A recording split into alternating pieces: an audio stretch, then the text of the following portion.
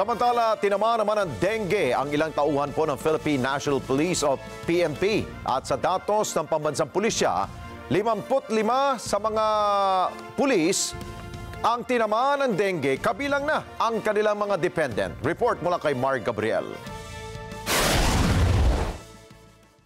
Patuloy ang pagdami ng mga pulis na tinatamaan ng sakit na dengue sa unang 2 buwan ng taon.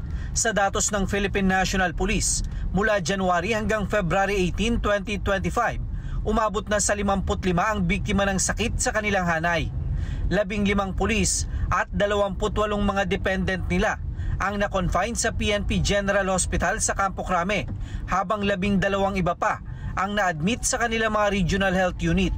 Pinakamarami ang tinamaan ng sakit sa Metro Manila. Ayon po sa ating Deputy Director po ng Health Service, tumaas daw po ang datos ng ating dengue victim kumpara po nung nakaraang taon.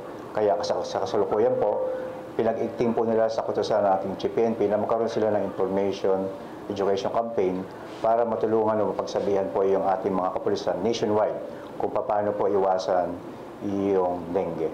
Sa harap nito, ipinag-utos ng liderato ng PNP sa lahat ng pulis ang pagpapanatili ng kalinisan sa lahat ng istasyon at kampo ng pulisya sa buong bansa. Pinayuhan din sila na sundin ang mga hakbang na ipinalabas ng Department of Health para makaiwas sa dengue.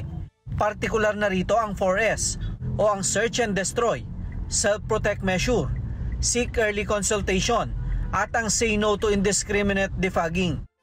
Kasama na po dyan, sinabi ng ating health service na pinangingitlugan ng mga lamok na nag-carrier po ng dengue ay yung mga tubig na hindi gumagalaw na malinis. Kaya ang bili nila, linisin ang ating kapaligiran at yung mga itaob, yung mga bagay, halimbawa yung mga timba, gulong at kung ano pa yung pwedeng pag-imbakan ng tubig na maaaring mabuhay po yung mga lamok na carrier po ng dengue.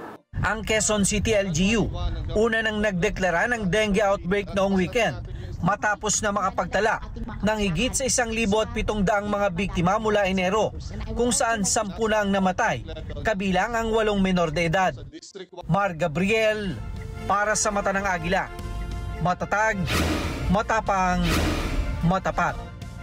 Maraming salamat sa inyo pong pagsubaybay sa Mata ng Agila Primetime. Para malaman ang matatag, matapang at matapat na mga balita, i-follow lamang at mag-subscribe sa AtNet25 TV.